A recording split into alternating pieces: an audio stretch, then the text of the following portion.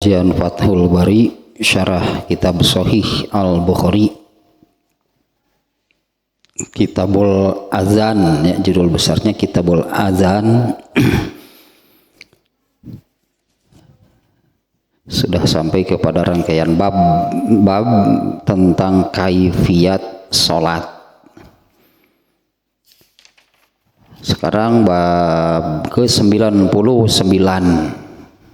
Kalau dari Kitabul apa namanya ya? Kalau dari Kitabul Azan, nah itu ini dari bab ke-1-nya tentang azan berarti ya.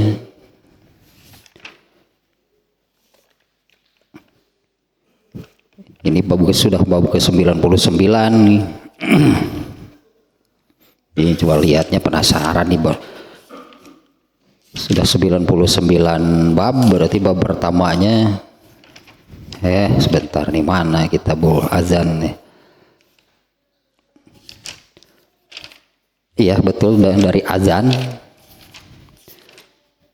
Bab pertamanya babu badil azan, itu bab ke-1-nya, bab awal mula adanya azan.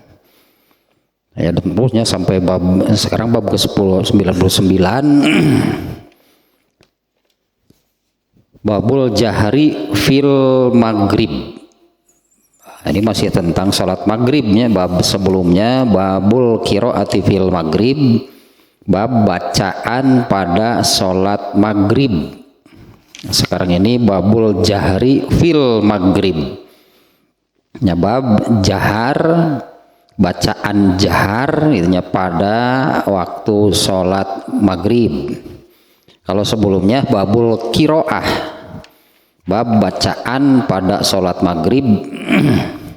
Nah, judul yang demikian, nah, Ibnu Hajar Al-Asqalani ini menerangkan yang kemarin ini ya, babul qiraah fil maghrib, yaitu soal banyaknya ukuran bacaan surat pada sholat maghrib. Nah, diantaranya kemarin itu Marwan bin Al-Hakam sebagai gubernur Madinah, gubernurnya sebutannya gubernur Madinah, pemimpin gitu di Madinah, ketika sholat maghrib membaca surat Al-Ikhlas dan Al-Kautsar, ditegur oleh Zaid bin Sabit. Ya, kemarin sahabat yang menegurnya itu Zaid bin Sabit. Karena terutama sebagai seorang gubernur, karena saat itu masih berlaku gitu, masih berlaku yang terpilih menjadi pemimpin itu adalah ahlul ilmi wal fadli, dan rata-rata hafal, bukan rata-rata lah, semuanya gitu disebut hafal Al-Quran. Tapi waktu mengimami sholat maghrib hanya membaca kulhu dan Al-Kautsar, menisigan haroream, gitulah Zaid bin Sabitnya. Bahkan teguran dari Zaid bin Sabit kepada Marwan itu kan, Rasulullah SAW saja pernah membaca 2 surat yang panjang pada waktu sholat maghrib. Jadi jangan terlalu pendek lah gitunya, Mas. Untuk ukuran saat itu ya keterlaluan mungkin Zaid bin Sabit hingga menegur. Makanya ada apa gitu ya, kenapa sebagai seorang pemimpin di Madinah yang hafal Quran, tapi waktu sholat maghrib hanya membaca surat atau memilih itulah surat yang paling pendek, cikatulah orang menentu kira-kira. Kemudian menyebutkan Rasulullah saja pernah membaca, ada yang menyebut Al-A'raf dan Al-Anfal, ada yang Al-A'raf dan Ali Imran. Itu kemarin soal banyaknya ayat yang dibaca, atau panjang atau banyaknya ayat yang dibaca pada waktu sholat maghrib. Artinya ya jangan terlalu pendek lah, meskipun itunya kalau terlalu panjang juga kan tetap jadi masalah kan. Seperti yang pernah apa namanya di dalam bab sebelumnya tentang berjamaah, yaitu pada kejadian Muadz mengimami sholat isya ternyata membaca surat Al-Baqarah hingga ada seorang makmum yang memisahkan diri. Ini masalah besar, ternyata memisahkan diri itu masalah besar, ternyata itu kan memang jadi masalah gitu ya. Orang ini memisahkan diri, Muadz mengatakan dasar munafik. Orang ini kemudian mengadukan kepada Rasulullah. Ya, artinya terlalu panjang juga itu jadi masalah ya. Tapi terlalu pendek juga ternyata ditegur gitu. Kalau sebagai seorang gubernur itu jabatannya hafal Quran, tapi ketika sholat memilih itu surat Al-Ikhlas dan Al-Kautsar sampai ditegur. Kemarin ditanya soal banyaknya atau panjangnya surat atau ayat yang dibaca pada waktu sholat maghrib. Yang berartinya terlalu pendek jangan, itunya terlalu panjang juga jangan. Nah, bab sekarang ini tentang babul jahri fil maghrib. Bab jahar pada bacaan jaharnya pada waktu sholat maghrib. Diulang dulu lah sedikitnya. Yang kalau judulnya dari kemarin kan bacaan pada waktu asar, bacaan pada waktu zuhur, bacaan pada waktu maghrib. Ini yang dimaksud itu adalah membaca Fatihah dan surat. Nah, sehingga pembahasan jahar dan sir pun itu tentang Fatihah dan surat. Ini pembahasan atau sebutan jahar dan sir itu untuk Fatihah dan surat. Nah, pada waktu sholat maghrib sekarang ini babul jahri fil maghrib. Hadisnya hanya ada satu nih ya, di dalam bab ini Imam Bukhari hanya memasukkan satu hadis. Hadisnya an Muhammad ibni Jubair ibni Mut'imin an abihi qala sami'tu Rasulullah sallallahu alaihi wasallam qara'a fil maghribi bitur. Ya, dari Muhammad bin Jubair bin Mut'im, dari bapaknya, semoga Allah meridhoi keduanya. Jubair bin Mut'im mengatakan, aku mendengar Rasulullah sallallahu alaihi wasallam qara'a fil maghribi bitur. Ya, pada waktu sholat maghrib membaca surat At-Tur. Nah, ini sebetulnya sudah sangat jelas ya untuk judul babul jahri fil maghrib. Bab jahar pada waktu sholat maghrib, yaitu dari kata-kata sami tu yang artinya aku mendengar. Sami itu aku mendengar Rasulullah SAW, aku mendengar Rasulullah SAW pada sholat maghrib membaca surat At-Tur. Nah, ini sudah sangat jelasnya ininya nih ya, redaksinya pun sudah menunjukkan kalau dengan kata saya mendengar artinya Rasulullah jahar berarti membacanya.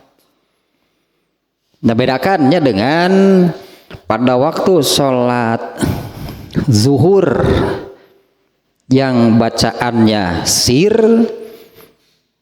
sahabat yang menerangkan nanti Rasulullah SAW sesekali memperdengarkan apa yang dibacanya.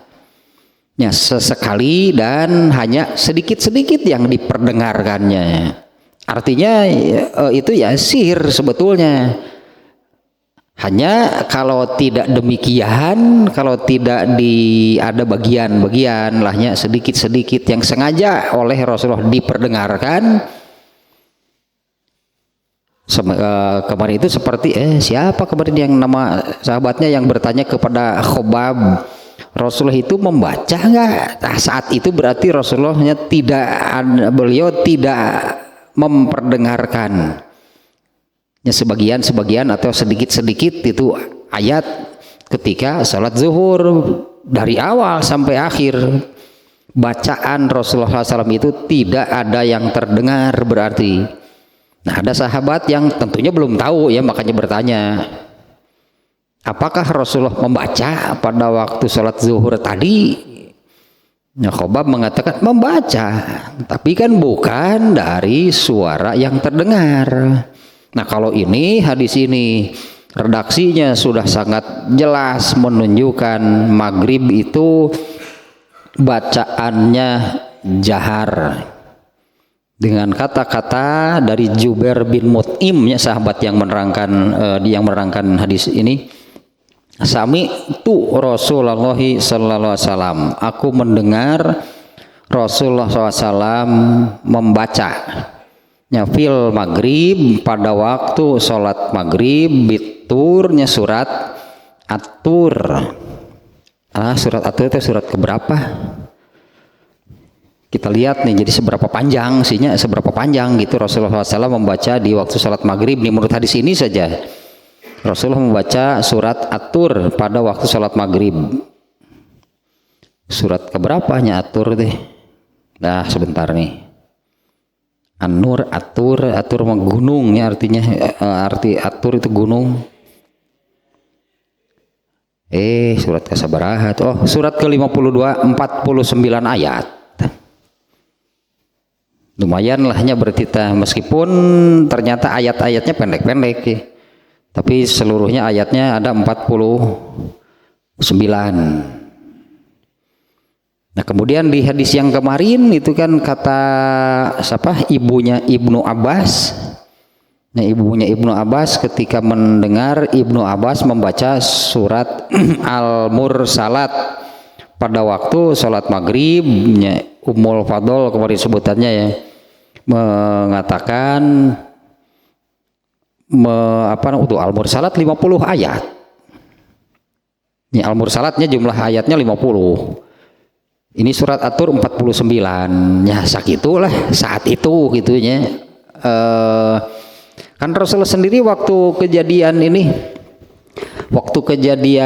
Muaz yang menjadi imam baca surat Al-Baqarah sampai ada makmum yang memisahkan diri, kan Rasulullah menegur.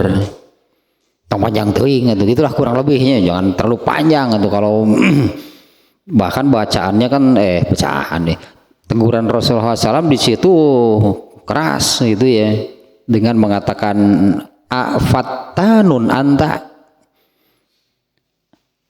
apa kamu mau merusak?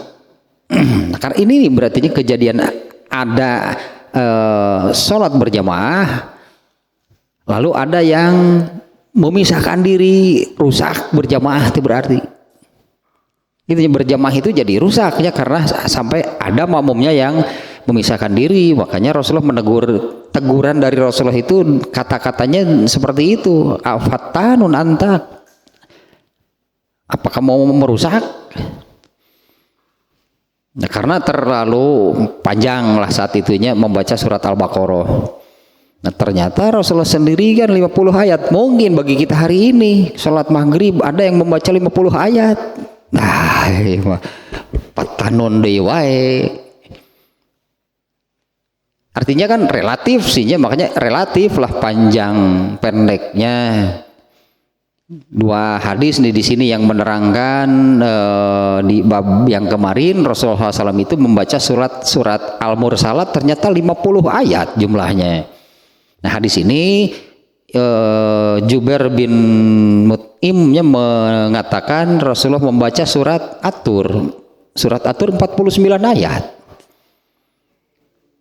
Saya kira kalau sekarang di sholat maghrib membaca surat At-Tur atau surat Al-Mursalat apa panjang teuing ayo nama pastilah. Lillah jol kitu deui wae makmum teh. 50 ayat ieu mah wah geus ieu mah. Mundur saurang gitu. Mundur saurang. Nah itu yang harus dihindari berarti secara umum lahnya.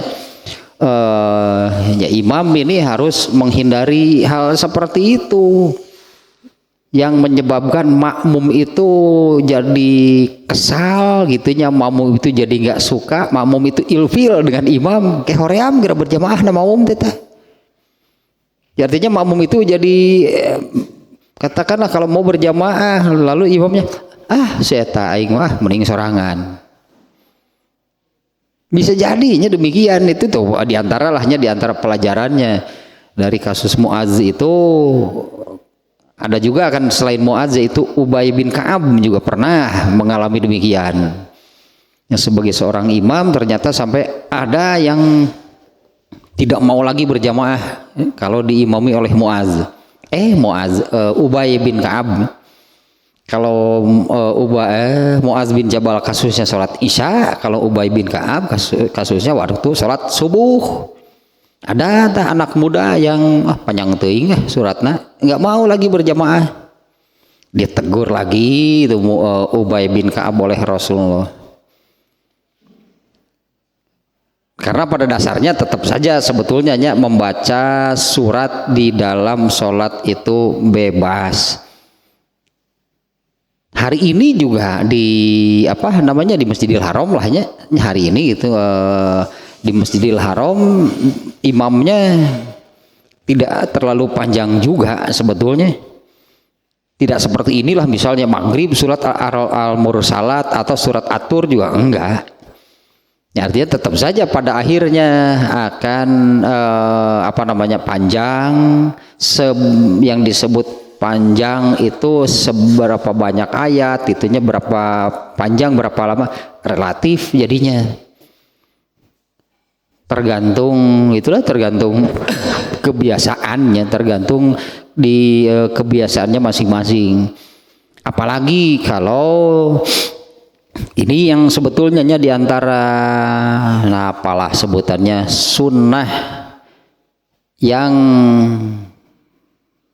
juga hampir gitu, sunnah yang hampir hilang, yaitu adanya imam tetap di masjid. Ini juga coba kita lihat itu di masjid, di beberapa masjid lah. Ini diantara sunnah yang hampir hilang, yaitu adanya imam tetap di satu masjid. Ada yang ingin jadi imam itu lantaran sholatnya sir, begitu maghrib nyempot tidak sir dititah keharup. Begitu sholat lohor jeung asar mah mamat warmarwat buru-buru lantaran sieun ku batur ya, karena dia yang ingin jadi imam. Itu sudah itu sudah banyak terjadi lah. Jadi masjid-masjid itu tidak ada imam tetap. Kalau soal ini seperti di Masjidil Haram gitunya, di Masjid Nabawi itu memang ditunjuk gitu ada imam tetapnya, bahkan menjadi imam tetap di sana itu gajinya besar, benghar lah nih imaman wungkul kayak gitu, banyak uang lah gitu lah. Jadi imam tetap gitunya di Masjidil Haram, di Masjid Nabawi itu ada ininya, ada audisinya, diseleksi. Orang Indonesia juga pernah beberapa kali menjadi imam di sana, lolos gitulah, terpilih. Enggak sebengar itu jadi padahal imaman unggul ternyata imam unggul. Nya beres jadi imam tinggal mana tinggal kumaha lah gitu, pokoknya mangke imaman deui. Gitu unggul. Nah di Masjidil Haram, di Masjid Nabawi sampai hari ini itu masih berartinya masih dipertahankan gitu. Meskipun bukan satu orang. Ya meskipun bukan satu orang. Ada beberapa orang, nah kadang-kadang maghrib isya sama subuh sudah beda orangnya. Tapi itu orang yang terpilihnya, orang yang sudah ditetapkan sebagai imam di Masjidil Haram meskipun bergantian ternyata. Kalau Rasulullah SAW kan sholat jadi imam sholat nggak pernah bergantian Rasulullah mah. Kecuali kan ya Rasulullah SAW itu kalau beliau kan disebutannya al-imamul a'zam. Itu sebutan untuk Rasulullah SAW-nya imam yang paling agung lah, pemimpin lah. pemimpin yang paling agung. Karena seorang rasulnya ini, maka beliau itu dimanapun berada, apabila salat berjamaah imam, berarti Rasul itu nggak jadi makmum. Nah sementara karena imannya ada ini sudah cukup jelas sih. Nah sementara kalau untuk selain Rasulullah SAW, beliau kan menyabdakan kurang lebih maknanya, janganlah seseorang itu menjadi imam di daerah orang tanpa seizin imam setempat. Nah, artinya kan sunnahnya kalau di masjid itu ada imamnya. Nah seseorang itu dilarang, katakanlah nyelonong ke depan gitulahnya, karena di ini misalnya orang ini di daerahnya itu imam masjid.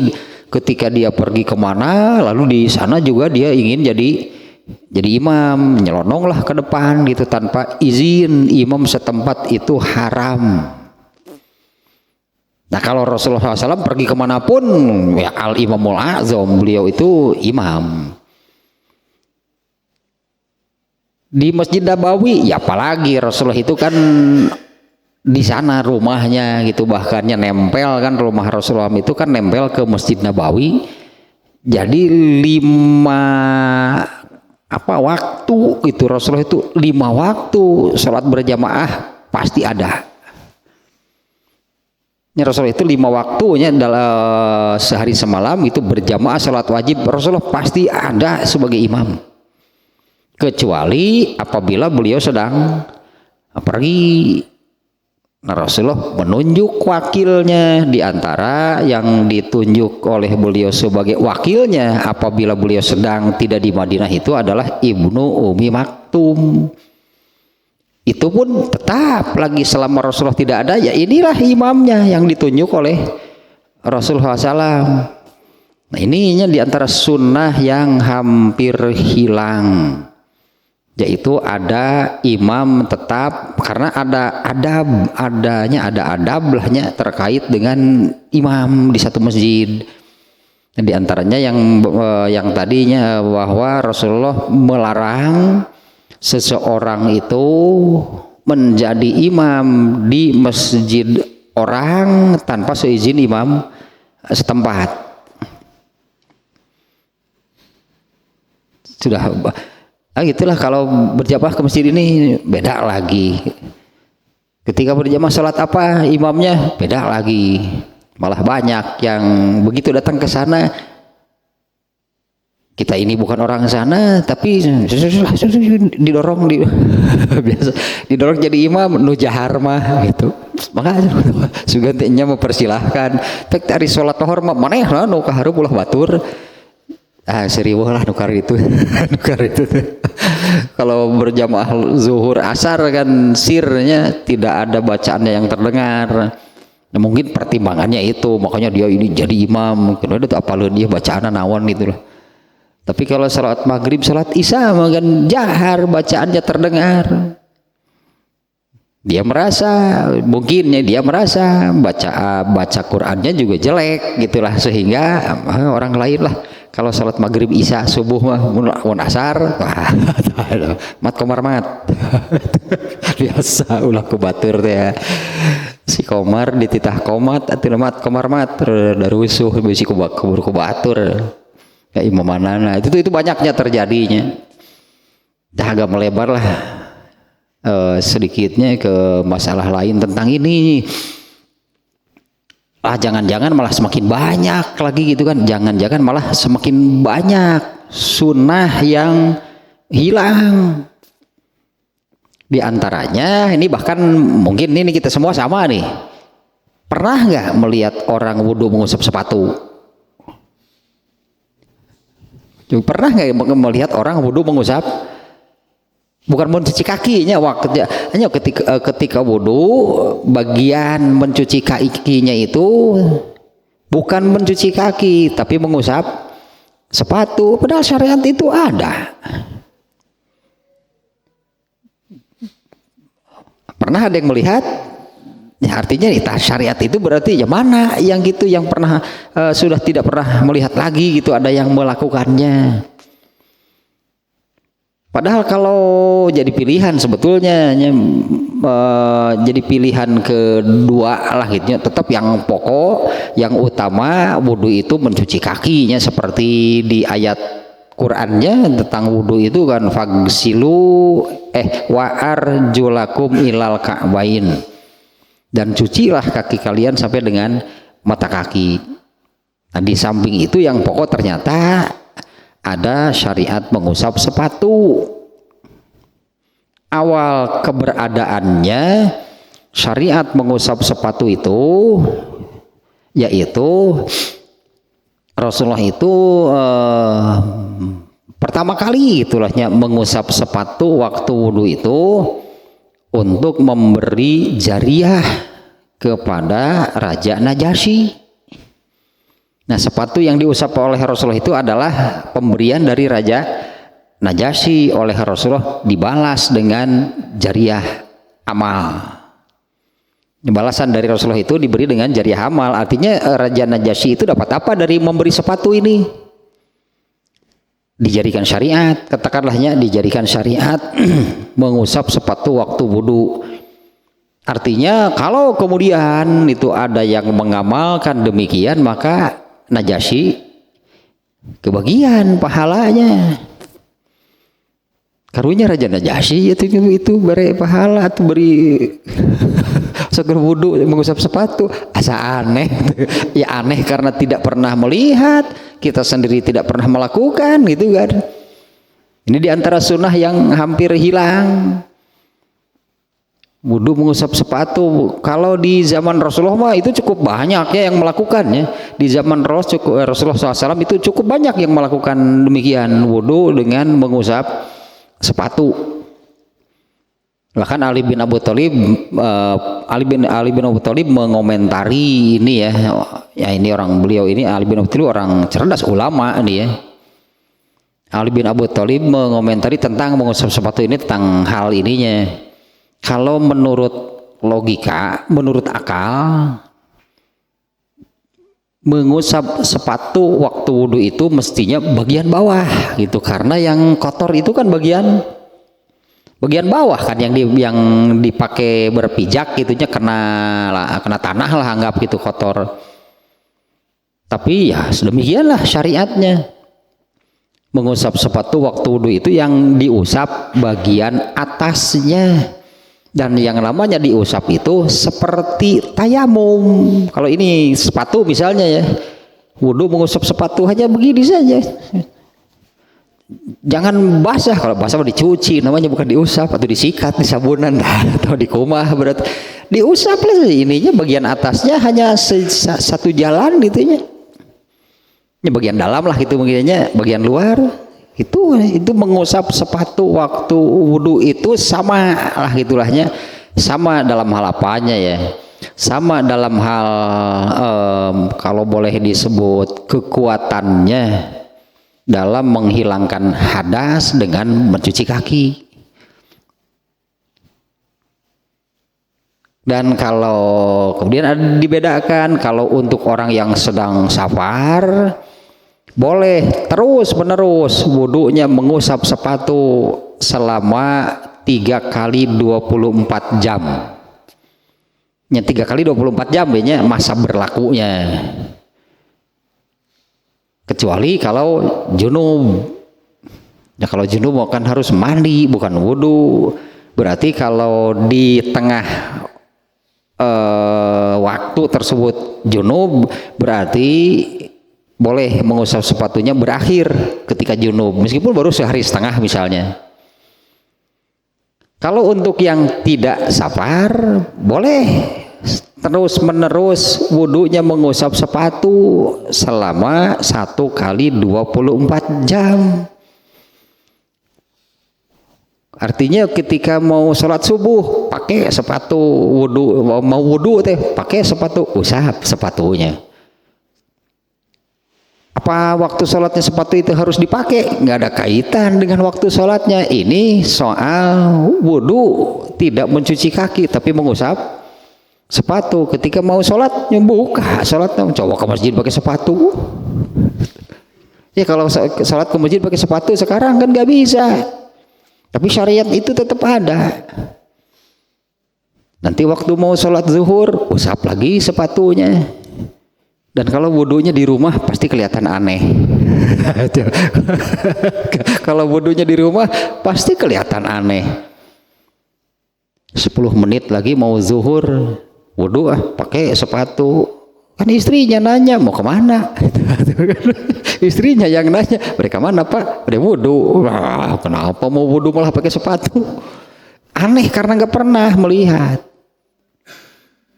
Ini di rumah kan wudhunya di rumah, misalnya 10 menit lagi menjelang zuhur, 15 menit lagi misalnya mau tahjir, mau lebih awal kan datang ke masjid, wudhunya dengan cara mengusap sepatu. Waktu di rumah kan nggak pakai sepatu. Tapi karena wudhunya mau memakai sepatu, pakai berarti sepatunya. Kan istrinya yang bingung, kemana ini terehadan? Menurut istrinya demikian kan, kemana ini terehadan kagok, mau wudhu. Istrinya juga merasa aneh. Ketika wudhu mengusap sepatu, beres gitu buka deh. Ketika mau ke masjid, pasti kelihatan anehnya karena coba bener nggak pernah nggak ada yang melihat orang wudhu mengusap sepatu. Sudah banyaknya dan mungkin akan semakin banyak syariat yang hilang. Sampai kepada ini juga anehnya, coba ini kalau kitab ini kitab Imam Al-Ghazali, itu salah satu judul kitabnya itu adalah Ihya Us-Sunnah. Judul kitabnya itu Ihya Us-Sunnah. Kebayang kan judul seperti ini, Ihya Us-Sunnah teh menghidupkan sunnah. Seperti apa berarti situasi saat itu? Ya seperti apanya situasi keadaan orang Islam di zaman Imam Al-Ghazali, sampai Imam Al-Ghazali memunculkan judul menghidupkan kembali sunnah lah, seolah-olah demikian. Artinya saat itu sunnah sudah banyak yang hilang. Satu lagi ini contohnya yang sunnah yang hampir hilang itu sholat intizar. Coba lihatnya, kalau sholat intizar itu adalah sholat 2 rakaat, artinya 2 rakaat salam, kemudian sholat lagi 2 rakaat, sholat lagi 2 rakaat. Intizar itu artinya menunggu masuknya waktu Jumat, artinya menunggu pelaksanaan ibadah Jumat. Rasulullah SAW itu menyabdakan yang terbaik ini pelaksanaan Jumatnya. Pelaksanaan ibadah Jumat yang terbaik itu seperti apa? Yaitu yang datang paling awal, duduk di saf pertama, itulahnya duduk di saf pertama, kemudian sholat sebanyak yang ditakdirkan Allah. Itulah etan di redaksi ada istilahnya, sholatlah sebanyak yang ditakdirkan Allah hingga masuk waktu sholat Jumat. Sekarang ini di banyak masjid kalau mau sholat Jumat sudah banyak orang itu, padahal di dalam menunggu ibadah Jumatnya dimulai. Tapi yang melakukan sholat intizar kadang-kadang di satu masjid nggak ada sama sekali.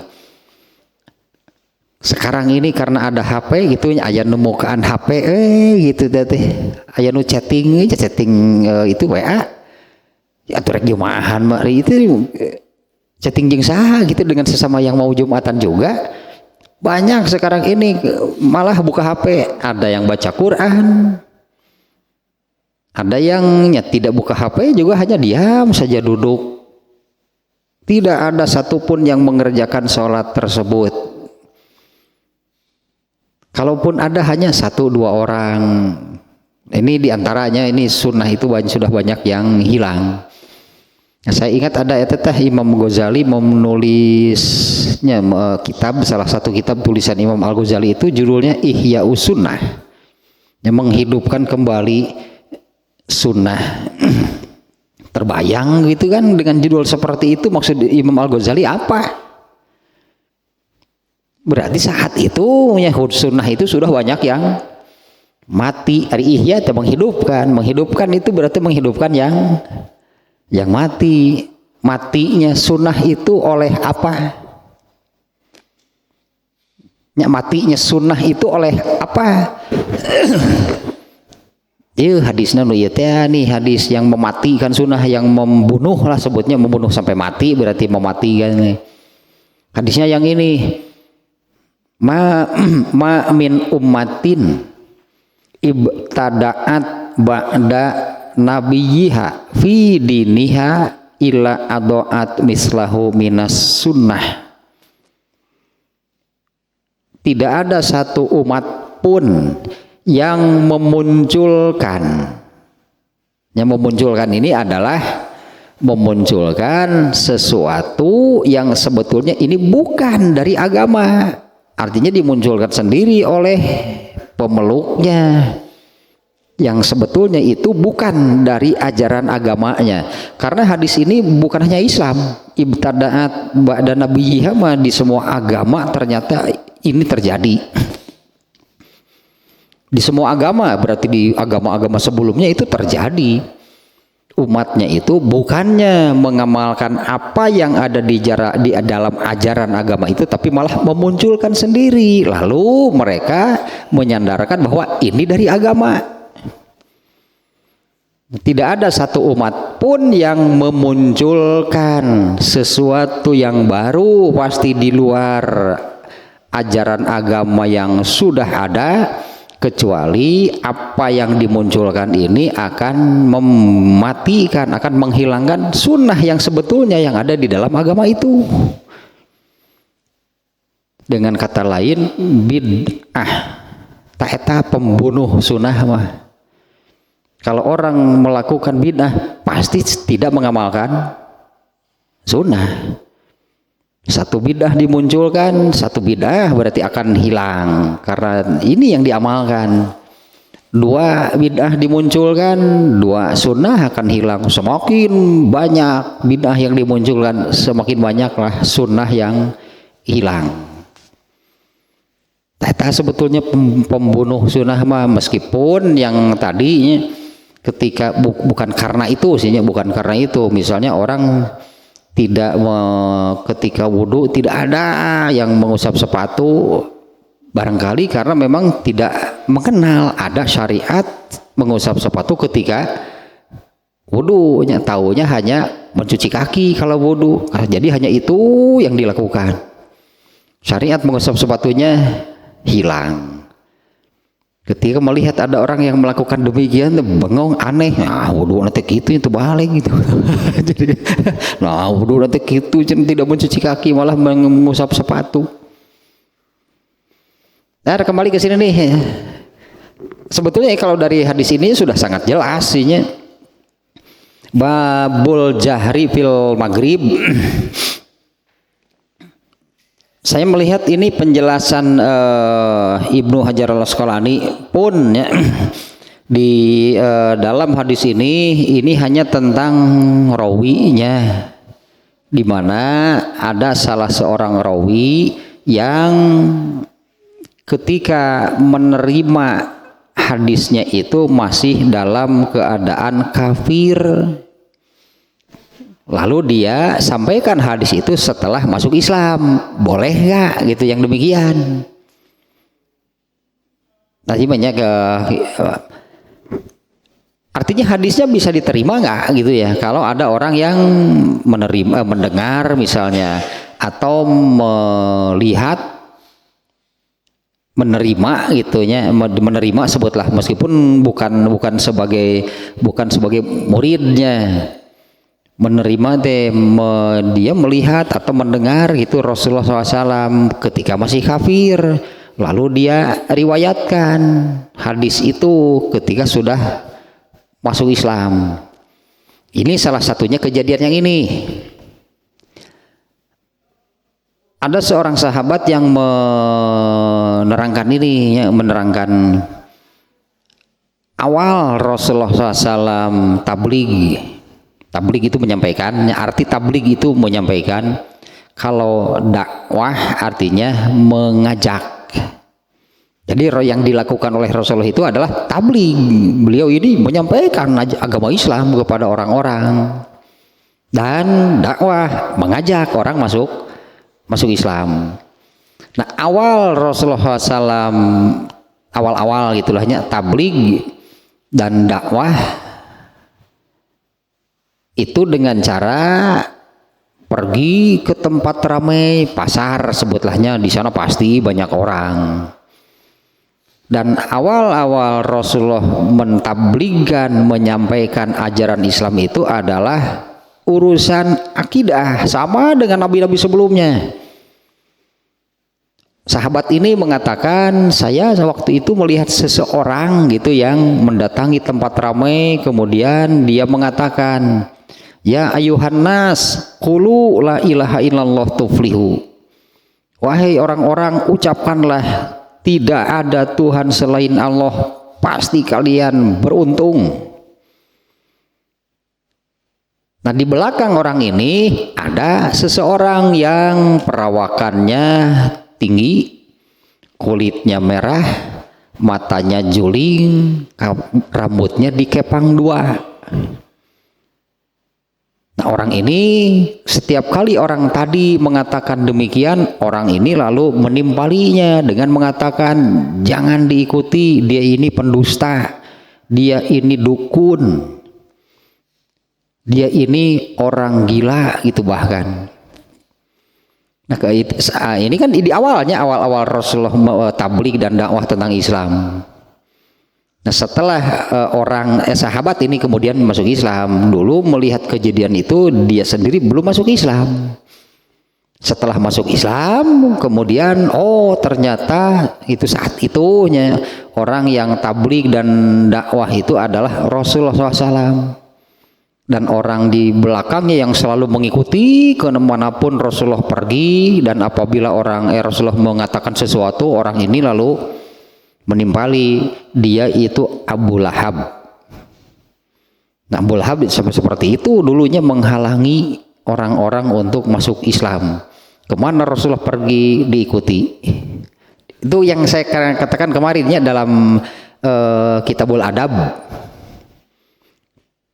Pada diri Abu Lahab ada Al-Quran nggak? Ada ajaran Islam nggak? Ada, karena Abu Lahab itu terus mengikuti kemanapun Rasulullah pergi berdakwah. Mendengar nggak apa yang dilakukan oleh Rasulullah?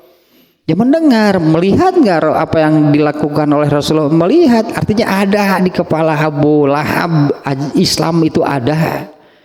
Nah, tapi kan masalahnya tidak memasukkannya ke dalam hati.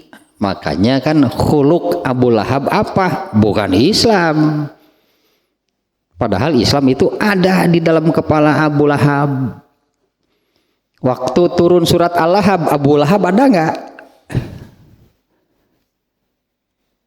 Waktu turun surat Abu Lahab, justru kan ayat Al-Lahab itu turun, sababun nuzulnya itu Abu Lahab yang mengatakan, celaka kamu Muhammad. Allah kemudian menurunkan yang celaka itu Abu Lahab. Abu Lahab paham nggak? Ma'agna anhu maluhu wa makasab. Ya, apa sih artinya ma'agna anhu maluhu wa makasab? Abu Lahab tahu. Nah, itu salahnya gitu, berarti kan ada Al-Quran, ada Islam pada diri Abu Lahab itu, tapi hanya ada di memori otaknya, tidak dimasukkan ke dalam hati sebagai khuluk untuk landasan beramal. Makanya khuluknya tetap saja khuluk jahiliyah. Seperti itulah amal Abu Lahab. Dan pentingnya orang Islam ada nggak yang demikian? Banyak. Ternyata Qurannya ada, Islamnya ada di dalam dirinya. Ada di mana? Sama dengan Abu Lahab. ketika beramal itu landasannya bukan ajaran Islam. Ini kemarin tanya yang saya katakan bahwa pada diri Abu Lahab itu ada Islam. Di mana gitu ada Islam di dalam diri Abu Lahab itu di mana? Di kepalanya. Sementara khuluknya yang menjadi khuluk di dalam hati atau ruhnya itu bukan ajaran Islam. Di mana khuluk itu kan kemarinnya landasan akhlak, landasan beramal. Nah, kembali lagi ke sini nih. Satu tanya penjelasan Biduh Jalal Asqalani di dalam hadis ini tentang, karena di dalam hadis yang diriwayatkan oleh Imam Bukhari ini ada rawi yang itu ketika dia menerima hadisnya itu dalam keadaan kafir, tapi ketika meriwayatkan atau menyampaikan hadis itu kepada orang lain dia sudah menjadi muslim, menjadi seorang muslim, dia sudah masuk Islam, berarti itu hadisnya bisa diterima. Dan tidak bisa diterima kalau ada, misalnya kalau ada ketika menerima seorang muslim ketika menyampaikan, mengajarkan dia sudah murtad, wah itu pasti dicoret rawi yang demikian. Karena kalau sudah karena masa sih hadis diajarkan oleh orang kafir, emang benar orang kafir mengajarkan hadis? Masa orang kafir menyampaikan hadis? Kalau sebaliknya ketika menerima hadis itu dalam keadaan kafir, ketika menyampaikan, mengajarkan sudah masuk sudah menjadi orang Islam, nah itu hadisnya diterima. Seperti juga ini nih entah kalau pakai umur gitunya, umur berapa seseorang yang hadisnya bisa diterima.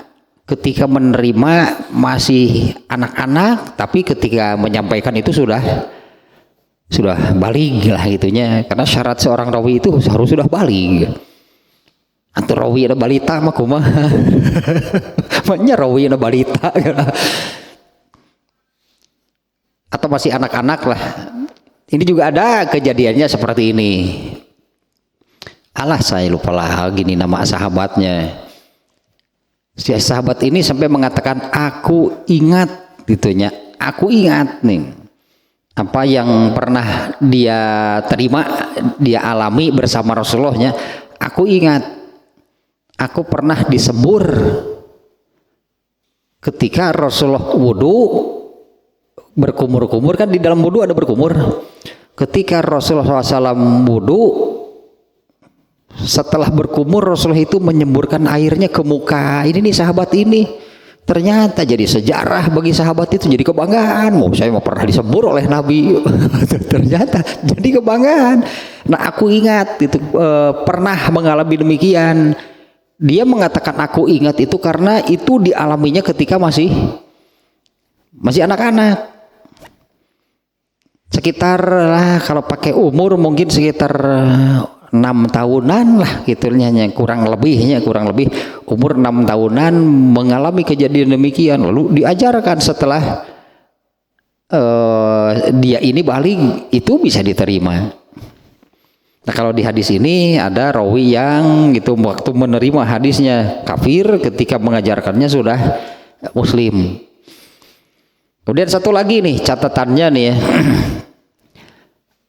Al-ahadisul lati zakarohal Bukhari fil qiraati huna, hadis-hadis yang dimasukkan oleh Imam Al-Bukhari tentang bacaan pada waktu sholat maghrib, intinya ada 3 kelompok, bukan 3 buah, tapi ada 3 kelompok hadis. Yang ketiganya itu mukhtalifatul maqadir, ukuran panjangnya bacaan surat pada waktu sholat maghrib itu ada 3 kelompok. Ada yang ada hadis-hadis yang menyebutkan bacaannya itu asab utual. Asab utual itu istilah untuk surat 7 surat dengan ayat paling banyak, paling panjang. As-sabu teh 7-nya, atwal teh 7 yang panjang. Nah, di antaranya kemarinnya ini ukurannya Rasulullah pernah membaca surat Al-A'raf bahkan di dalam sholat maghrib. Tapi begini nih ya, kalau dua gitu, Rasulullah itu pada waktu sholat maghrib membaca 2 surat panjang. Itu sebetulnya waktunya cukup nggak? Sebetulnya waktunya gitu cukup gak gitu kalau sholat maghrib membaca 2 surat yang panjang? Cukup itu kan dalam arti nanti setelah beres sholat maghrib kan ada zikirnya, ada rawatibnya. Sementara dari maghrib ke isya kan pendek waktunya. Kita bandingkan dengan yang ini. Itu dalam nanti ke depan kalau nggak salahnya membaca dalam 1 rakaat itu membaca lebih dari 1 surat. Dalam 1 rakaatnya itu boleh membaca lebih dari 1 surat. Dan ternyata dalilnya adalah Rasulullah SAW itu ketika sholat malamnya, ini kejadiannya ketika sholat malam membaca surat Al-Baqarah ditambah surat An-Nisa ditambah surat Ali Imran, meskipun Ali Imrannya tidak seluruhnya, 1 rakaat. Al-Baqarah, An-Nisa setengah lah katanya, setengah Ali Imran, 1 rakaat. Kemudian rakaat keduanya kurang lebih gitulah, kurang lebih sama, meskipun rakaat kedua lebih pendek lah, lebih sedikit, rakaat ketiga lebih sedikit. Bisa jadi saat itu Rasulullah SAW sholat malam 1 Quran tamat bacaannya. Sholat malam 11 rakaat baca Qurannya sampai tamat, berapa jam kira-kira? Padahal Rasulullah SAW itu sholat malamnya bukan dari awal malam sampai akhir malam, bukan dari awal malam untuk sholat malam itu setelah sholat isya lah, seperti sholat taraweh kan itu disebutnya sholat malamnya di awal.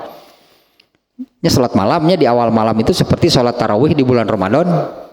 Begitu beres sholat isya kan langsung sholat malam, itu tekunnya nama tarawih malah. Begitu beres sholat isya kan langsung sholat malam. Nah, Rasulullah itu mengerjakan sholat malamnya bukan seperti ini. Begitu habis sholat isya langsung sholat malam sampai menjelang waktu subuh. Justru Rasulullah melarang ketika ada sahabat yang mengerjakan sholat malamnya demikian. Yaitu ada 3 orangnya, ada 3 orang. Ini kasusnya di salah satunya adalah saya akan sholat malam sepanjang malam, saya tidak akan tidur. Ternyata pelaksanaannya demikian, sholatnya itu seluruh malamnya itu dipakai untuk sholat malam. Itu dilarang oleh Rasulullah, nggak boleh. Kebiasaan Rasulullah SAW itu adalah tidur dulu, kemudian bangun. Bangunnya itu apakah kalau ini nih, Rasulullah itu kan melaksanakan sholat isya-nya kadang di awal, kadang diakhirkan. Untuk sholat isya khususnya lebih baik di akhir sebetulnya. Tapi bukan seperti ini pelaksanaannya. Kalau di masjid itu orang lain berjamaah gitu, semuanya di awal waktu. Lalu ada orang yang mengatakan saya akan di akhir waktu karena ini kan yang lebih baik, tidak ikut berjamaah. Jadi dia sholatnya sendirian, sholat isya di rumah. Bukan seperti itu pelaksanaan yang terbaik. Mengakhirkan sholat isya itu berarti harus kesepakatan antara imam dan makmumnya. Tetap berjamaah akhirnya, semuanya sepakat nanti saja diakhirkan. Jadi ulah iya mah pas di awal sholat isya putsal weh heula. Putsal weh heula. Sholat isya na iraha nanti berjamaah dengan istri saya di rumah. Nah jadi gitu. Itu mah pemain sinetron gitu mah. Mendina sinetron banyak suami istri berjamaah di rumah, padahal gigirin masjid di mana. Padahal rumahnya dekat ke masjid, nomor fatwa atau balik satu teuing saha. Pas adzan isya mah jadwal futsal, terus salat isyanya jam berapa? Kalau salat isya kan lebih baik diakhirkan, nanti pulang futsal berjamaah dengan istrinya di rumah. Liur sih orang itu bukan seperti itu. Kalem bos lah, sok lah gitu. Teksahatan merepot gitu tuh, balik bisa. Dulu Rasulullah seperti ini, ya Rasulullah sendiri yang mengungkapkan, kalau tidak laula an asyqa ala ummati la akhartul isya'a ila nisfil lail. Kalau tidak memberatkan atas umatku, aku lebih suka salat isya itu diakhirkan. Ya, kalau tidak memberatkan. Bagaimana pelaksanaannya untuk salat isya nih? Rasulullah SAW itu Bilal azan di awal waktu. Kemudian untuk salat isya nih ya, Rasulullah itu suka mengintip dari rumahnya. Ini yang mau berjamaah itu makmumnya seperti apa. Kalau ada makmum yang menurut Rasulullah, wah ini tidak mungkin diakhirkan, ya sudah di awal. Misalnya kalau ada orang tua, ada ibu-ibu, karena di zaman Rasulullah juga suka ada perempuan yang ikut berjamaah ke masjid. Atau ada orang tua yang membawa anak-anak, maka Rasul kalau kondisinya demikian, maka Rasulullah itu di awal berjamaah. Kalau makmumnya yang menurut Rasulullah, ini mungkin untuk diakhirkan, Rasulullah tidak segera keluar berjamaah, diakhirkan linjing pemajikan. Jangan berjamaah sini dengan istrinya di rumah. Futsal we heula batur berjamaah di masjid teh. Menang tuh begitu, menang kah tenang atuh merepatwanan teh balik. Pantas kalau Rasulullah SAW menyebutkan sholat yang terasa sangat berat bagi orang munafiknya untuk ikut berjamaah adalah isya itu, karena isya itu suka diakhirkan. Orang munafik kalau enggak ikut berjamaah ketahuan. Kalau ikut berjamaah jam 11 berjamaah nage hoream. Subuh can harudang. Nah Rasulullah itu untuk sholat isya demikian. Apabila sholat isyanya diakhirkan, betul-betul sampai akhir nih, menjelang habis gitulahnya waktu sholat isya, yaitu tengah malam. Nah kalau sholat isyanya diakhirkan, berarti Rasulullah itu tidak tidur dulu. Biasanya mah pulang langsung sholat malam di waktu setelah habis waktu sholat isya. Nah kalau sholat isyanya di awal, seperti itu yang hadis yang diterangkan oleh Ibnu Abbas. Pulang sholat isya, Rasulullah itu sholat malam 4 rakaat, kemudian tidur. 4 rakaatnya kemudian tidur. Nah ketika bangun dini hari, anggaplah disambung lagi sholat malamnya 5 rakaat, kemudian 2. Nah, berarti ini nih menunjukkan sholat malamnya dengan formasi rakaat 4, 5, 2. Setelah yang 4-nya di awal pulang sholat isya, sholat rawatib di rumah langsung 4 rakaat sholat malam, kemudian tidur, baru ditambah lagi dini hari. Nah kalau sholat malamnya di akhir, Rasulullah itu suka langsung. Nah artinya bukan seluruh malam dipakai untuk sholat malam. Dari awal setelah habis sholat isya misalnya terus sholat malam sampai menjelang subuh. Ada sahabat yang demikian malah dimarahi oleh Rasulullah. Jadi sholat malam Rasulullah itu seperti tadilah kurang lebih pelaksanaannya. Kadang-kadang di awal dulu sebagian tidur, kemudian dilengkapi jadi 11 rakaat. Kadang-kadang semuanya di 11 rakaat sampai mendekati waktu subuh. Terus yang dibacanya di rakaat pertama Al-Baqarah, An-Nisa, Ali Imran. Berapa lama salat Rasulullah? Tetan mau kahartiku akal teh. Nah hanya kenapa bisa muncul orang mah kawaktuan moal kalau berjamaah, kalau sholat malam baca suratnya demikian panjangnya. Akan udah waktu mah milik Allah, cek Allah teh tengok subuh Nabi mah eta keneh sholat keneh. Bisa kan demikian itunya.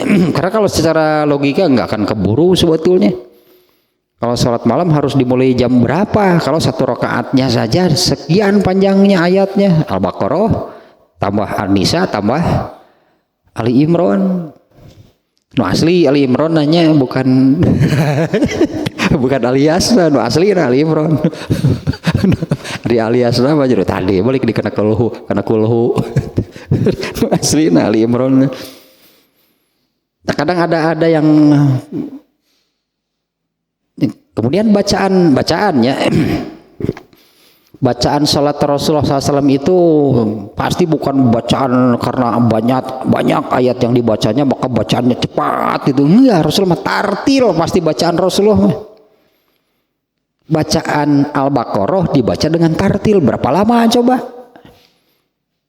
Tambah An-Nisa, tambah Al-Baqarah, tambah setengah Ali Imran, rakaat ke-1, rakaat kedua, lanjutkan lagi dengan ini tadi nih asabuntual yang panjang semuanya.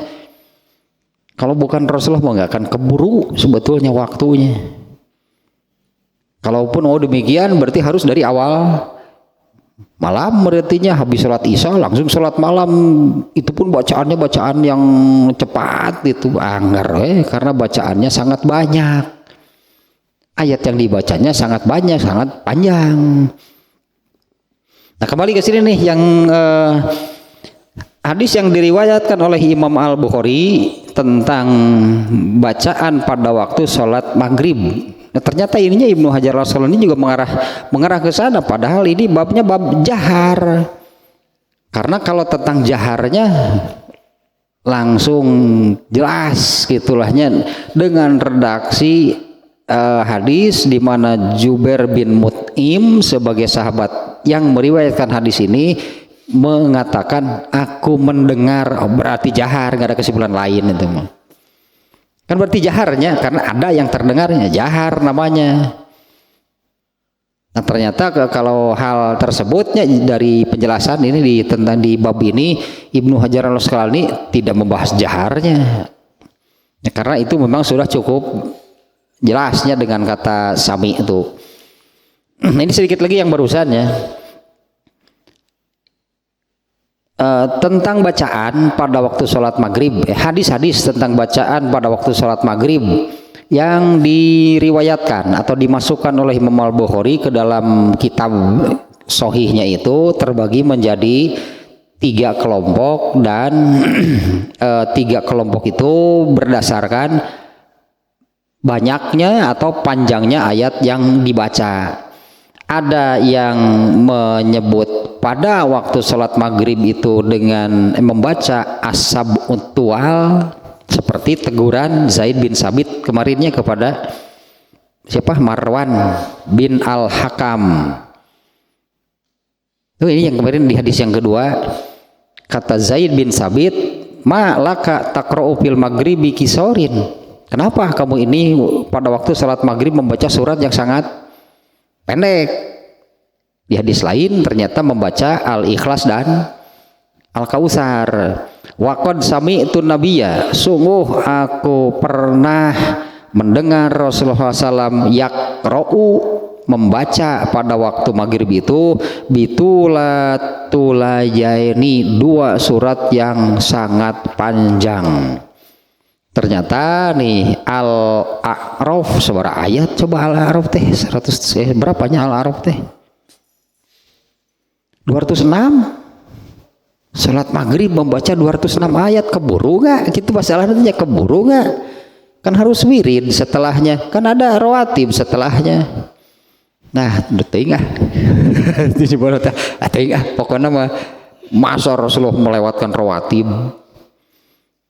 Masa Rasulullah SAW membaca surat yang panjang sampai sudah masuk isya pun masih mengerjakan sholat maghrib, kan mustahil demikian.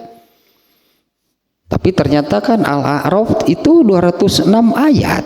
Kemudian Al-Anfal 75, Al-An'am 165 ayat.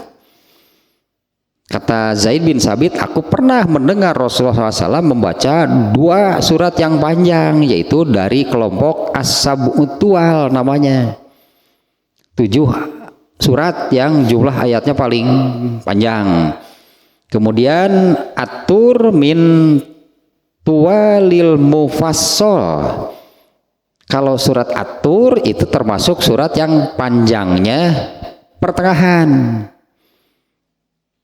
Kemudian yang satu lagi wal mursalati min ausatiha, dan mursalat itu itulah pertengahan lah. Kalau baca al mursalat artinya tidak terlalu panjang, tidak terlalu pendek. Ini penjelasan Ibnu Hajar al-Asqalani. Ternyata gitu ya, di dalam bab ini untuk bab jaharnya Ibnu Hajar al-Asqalani nggak menerangkan apa-apa. Nah, menurut Ibnu Hajar al-Asqalani kurang lebihnya membiarkan itunya, tidak menjelaskan sama sekali, karena memang redaksi hadisnya sudah sangat jelasnya soal jaharnya. Dan jaharnya sholat maghrib itu kan pada rokaat pertama dan kedua bacaannya jahar, rokaat ketiga itu yang dibaca hanya Fatihah dan bacaannya sir. Kalau pada 2 rakaat pertama baca Fatihah dan surat, bacaannya jahar. Rakaat ketiga hanya membaca Fatihah dan bacaannya sir. Itu yang disebut jahar itu ya. Yaitu yang barusan, hanya pada 2 rakaat pertama bacaan. Kalau bicara bacaan mah berarti membahas bacaan Fatihah dan surat. Bacaan ruku nggak terbawa, itu tidak terbahas. Kalau dengan judul bacaan di dalam sholat, yang mana yang dimaksud? Sebetulnya kan pada waktu ruku ada bacaan, waktu sujud ada bacaan. Ini yang dimaksud adalah bacaan Fatihah dan surat. Nah, sekali lagi ini ya, jadi pada waktu sholat maghrib sebutannya dibaca jahar. Maghrib itu bacaannya jahar. Ini judulnya Babul Jahri fil Maghrib, bab bacaan jahar pada sholat maghrib. Ternyata bukan di seluruh rokaatnya. Bacaan jahar itu yaitu bacaan Fatihah dan suratnya dibaca jahar pada 2 rokaat pertama atau rokaat ke-1 dan kedua. Adapun rakaat ketiga yang dibaca hanya Fatihah dan dibaca sir. Toslah taberes imannya. Kalau untuk babnya sendiri ini sudah langsung kelihatan sih, sudah nampak, sehingga saya baca penjelasan Ibnu Hajar al-Asqalani nggak ada sama sekali bacaan tentang jahar, penjelasan tentang jaharnya. Ya beres dah, berarti bab bacaan pada waktu maghrib itu 2 bab, berarti 98 tentang panjangnya surat yang dibaca.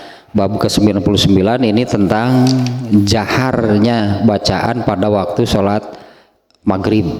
Berikutnya bacaan pada waktu sholat isya. Ya lah berurut lah gitunya, pada waktu nanti sholat isya subuh berarti. Kalau kita lihat urutan babnya ya, kemudian nih setelahnya bab jahar pada waktu sholat subuh itu bab ke-105. Kemudian 106 bab membaca 2 surat di 1 rakaat, itu ada judulnya, ada pembahasannya. Setelah beres dah bab bacaan pada maghribnya jadi 2 bab. 1 tentang bab sebelumnya kemarin tentang banyaknya ayat yang dibaca, yang barusan itu tentang cara membacanya, yaitu sebutannya sholat maghrib itu bacaannya jahar, dan dengan penjelasan seperti yang tadi lah.